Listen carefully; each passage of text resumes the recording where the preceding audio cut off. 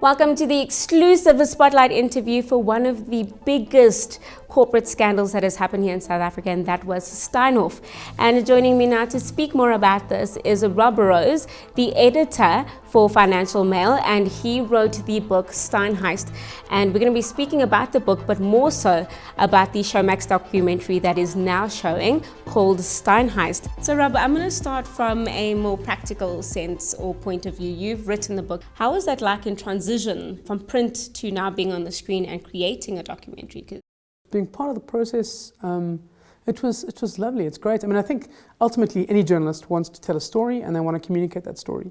So the best way you communicate the story is, the more you get the message out in whatever medium, the better it is. And you write a book, and not everyone will read a book, but more people will probably watch a documentary. So that's great. You get the message out that that you want to get out. There were accounting irregularities, insider trading, and possible tax fraud. You don't think that a company of that size can crash so quickly.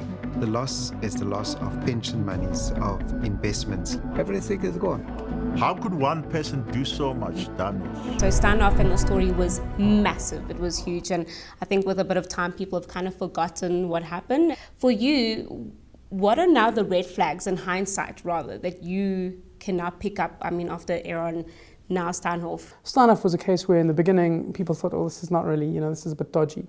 And then they bought some good assets. They bought PEP, and they said it was almost like the mafia going straight.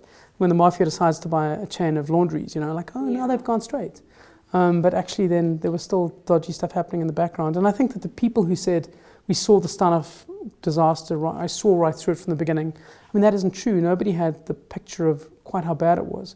It took forensic accountants and PwC a year to trawl through it and figure out that there was 106 billion rand of fictitious or irregular transactions. 106 billion rand of stuff that shouldn't be in the financial accounts that are audited and put out. That's staggering. That's a staggering level of fraud and deception. Why is it the case that when you have money in this country, you kind of sitting at the top of the food chain?